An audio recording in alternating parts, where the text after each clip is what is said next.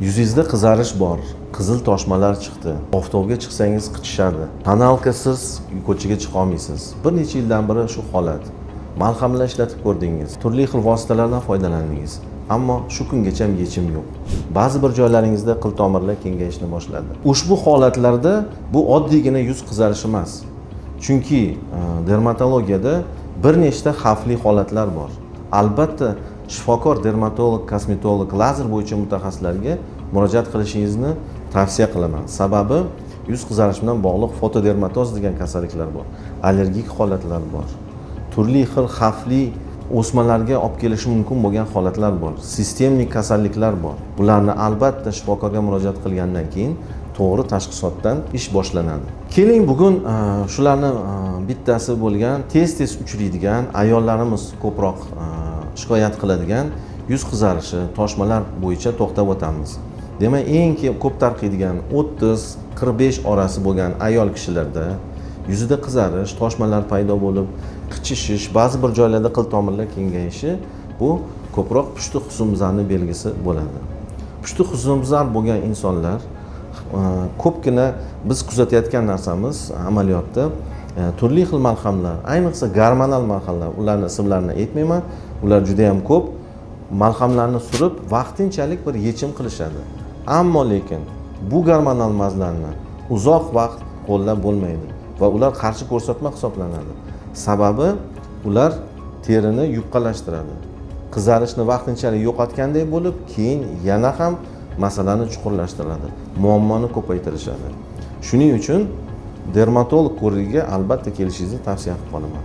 Eng ko'p uchraydigan amaliyotdagi holatlardan birini, ya'ni rozatsiyani, boshqacha nomi pushti husnbuzar, elimizdagi nomi pushti husnbuzar, kupiroz degan so'zlar bilan juda ham mashhur aholimiz orasida. Demak, bu holat qayerdan kelib chiqadi? Kelib chiqish sabablari shu kungacha aniq bir ma'lumot yo'q. Ya'ni mana shu sabab yoki u sabab deyilmaydi, lekin shunga olib kelishi mumkin bo'lgan holatlar bor. Ya'ni rozatsiyani kelib chiqishda bir nechta qarashlar bor. Ulardan bittasi shu yuz sohasida qil tomirlarni kengayib, ularni yuz terisiga yaqinroq joylashishi. Bundan tashqari quyosh ta'siri, ya'ni ultrafiolet zararli nurlar ta'sirida. Uchinchisi, ular teri ichida, ya'ni terini ichkarisida kanallarni joylashishi, demodex deymiz biz, shu demodex kanallarni joylashishi va ularni ko'payishi va shu kasallikni kelib chiqishida o'zini albatta o'rni borligini aytib o'tish, ta'kidlab o'tishim kerak. Undan tashqari ba'zi bir yeb ichish bilan bog'liq, ya'ni oziq-ovqat bilan bog'liq joylari bor. Ya'ni qahva ichish, o'tkir,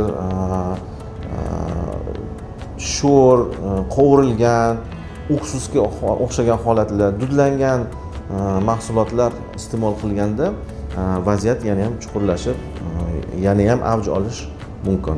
Rozatsiya, ya'ni pushti husnbuzar haqida gapirar ekanmiz. Albatta bularning bir nechta bosqichlari bor. Dastlabki bosqichlarda yuz shunchaki bir qizarganga o'xshaydi. Yengilgina qizarish, ko'proq yanoqlarda, peshona qismida bo'lishi mumkin, dahan qismida yengil qizarish bo'lsa, qichishish kuzatilishi mumkin. Oftobga chiqqanda qizarish yana ham kuchayishi kuzatiladi. Endi keyingi bosqichlarga o'tadigan bo'lsa, mayda toshmalar chiqishni boshlaydi va ular uchida mayda yerinchalar paydo bo'ladi. Uchinchi bosqichda esa bu eng oxirgi bosqich hisoblanadi. Bunda qil tomirlar kengayib, burun shakli o'zgaradi. Burun shakli o'zgardi deganda hajmi kattalashib, juda ham bir xunuk holatlargacha olib kelishi mumkin.